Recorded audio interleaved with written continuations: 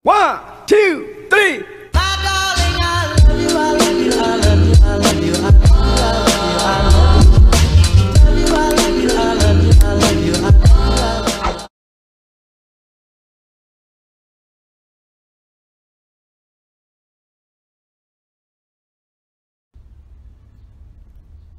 Halo semuanya, di sini kami dari kelompok 4 akan menjelaskan tentang PSAK nomor 26 tentang biaya pinjaman.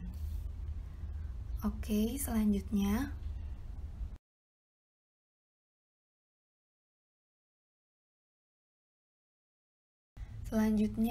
kami akan memberitahu agenda kami, yaitu yang pertama adalah introduction member, yang kedua ada pendahuluan, yang ketiga ada pengakuan, yang keempat ada pengungkapan, yang kelima ada tanggal efektif dan penarikan, dan yang terakhir yaitu closing.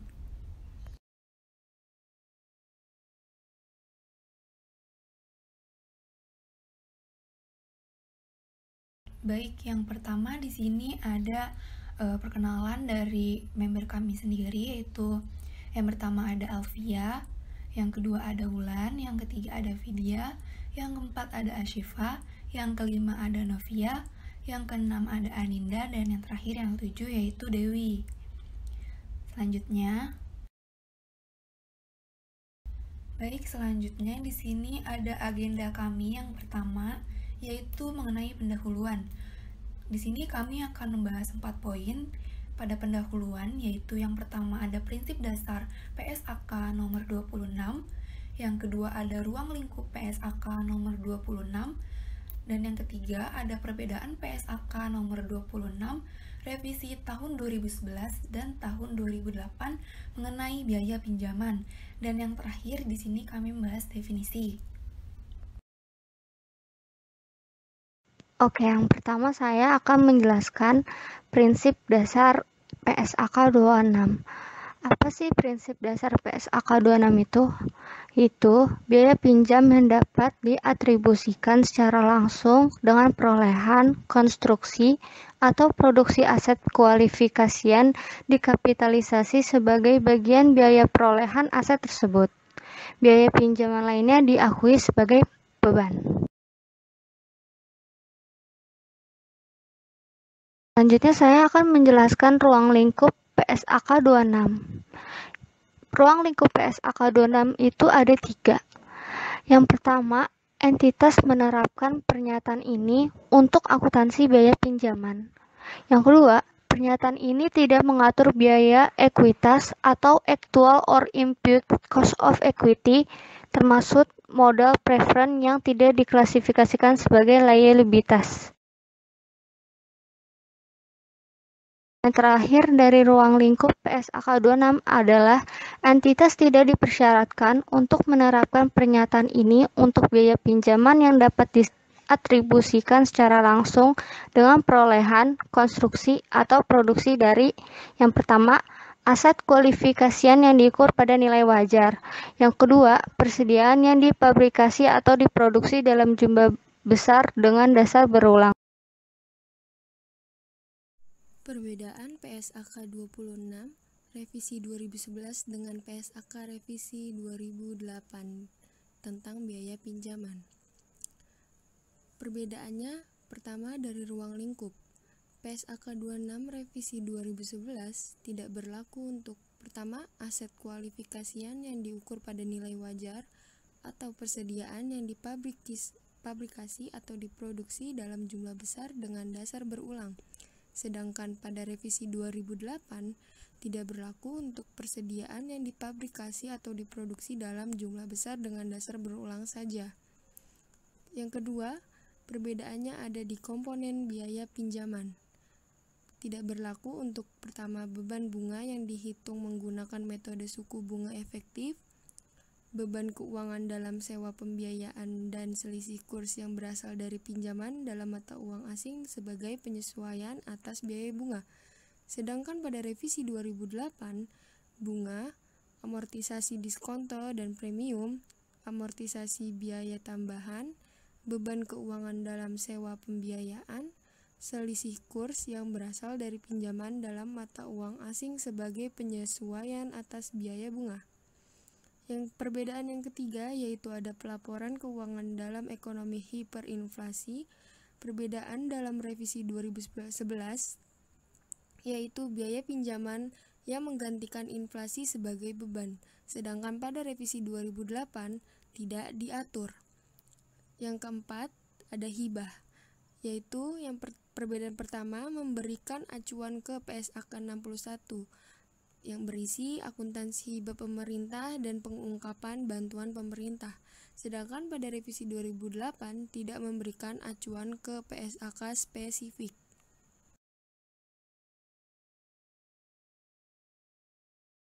Saya video hari ini akan menjelaskan mengenai pengertian atau istilah-istilah yang digunakan dalam PSAK 26 ini. Yang pertama adalah aset kualifikasian atau qualifying asset. Aset kualifikasian adalah aset yang membutuhkan suatu periode waktu yang substansial atau cukup lama agar siap untuk digunakan atau dijual sesuai dengan maksudnya. Yang kedua adalah biaya pinjaman. Biaya pinjaman adalah bunga dan biaya lain yang ditanggung entitas sehubungan dengan peminjaman dana. Biaya pinjaman yang dapat didistribusikan secara langsung sesuai dengan perolehan, konstruksi, atau produksi aset kualifikasian adalah bagian dari biaya perolehan aset tersebut. Biaya pinjaman lainnya diakui sebagai beban. Biaya-biaya pinjaman dapat meliputi beban bunga yang dihitung menggunakan metode suku bunga efektif seperti yang dijelaskan dalam PSAK 55 revisi 2011 mengenai instrumen keuangan, pengakuan, dan pengukuran. Beban keuangan dalam sewa pembiayaan yang diakui sesuai dengan PSAK 30 revisi 2011 mengenai sewa, dan selisih kurs yang berasal dari pinjaman dalam mata uang asing sepanjang selisih kurs tersebut diperlakukan sebagai penyesuaian atas biaya bunga. Aset yang dapat dikategorikan sebagai aset kualifikasian berdasarkan keadaan meliputi persediaan, pabrik, fasilitas pembangkit listrik, aset tidak berwujud, dan properti investasi. Aset keuangan dan persediaan yang dipabrikasi atau diproduksi dalam jangka waktu pendek bukan merupakan aset kualifikasian. Aset yang siap untuk digunakan sesuai dengan maksudnya atau dijual ketika diperoleh bukan merupakan aset kualifikasian. Pada agenda berikutnya yaitu pengakuan. Di sini kami akan membahas 6 poin dari pengakuan. Yang pertama ada definisi pengakuan, yang kedua biaya pinjaman yang dapat dikapitalisasi, yang ketiga selisih lebih jumlah tercatat aset kualifikasian atas jumlah terpulihkan, yang keempat permulaan kapitalisasi, yang kelima penghentian sementara kapitalisasi, dan yang terakhir penghentian kapitalisasi.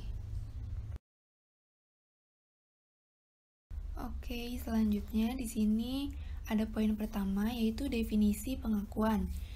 Definisinya sendiri itu dari pengakuan yaitu entitas mengkapitalisasi biaya pinjaman yang dapat diatribusikan secara langsung dengan perolehan, konstruksi, atau pembuatan aset kualifikasian sebagai bagian dari biaya perolehan aset tersebut. Biaya pinjaman lainnya diakui sebagai beban pada periode terjadinya. Selanjutnya di sini ada poin kedua yaitu biaya pinjaman yang dapat dikapitalisasi. Jadi jika entitas meminjam ada dua dana. Yang pertama itu dana spesifik atau dana khusus, yaitu untuk tujuannya itu memperoleh aset kualifikasian, maka entitas tersebut menentukan jumlah biaya pinjaman yang dapat dikapitalisasi sebesar biaya pinjaman aktual yang terjadi selama periode dikurangi penghasilan investasi atas investasi sementara dari pinjaman tersebut. Yang kedua, yaitu dana secara umum. Dana secara umum digunakan untuk tingkat kapitalisasi untuk pengeluaran atas aset tersebut. Di sini ada pengertian tingkat kapitalisasi yaitu rata-rata tertimbang biaya pinjaman yang dapat diterapkan atas saldo pinjaman selama periode berjalan di luar pinjaman untuk memperoleh aset kualifikasian. Dan yang terakhir yaitu ada jumlah biaya pinjaman yang dikapitalisasi selama suatu periode tidak boleh melebihi jumlah biaya pinjaman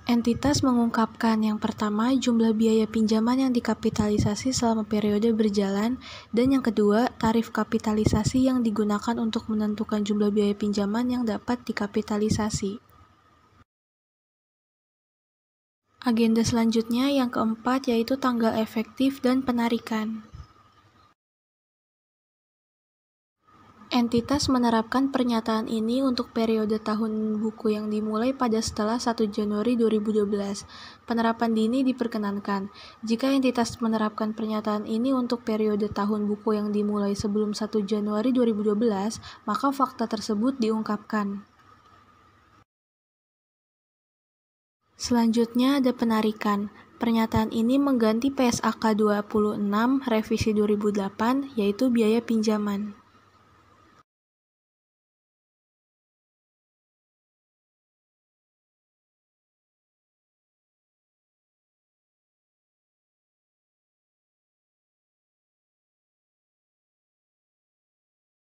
Baik, cukup sekian dari presentasi kelompok 4 mengenai PSAK nomor 26.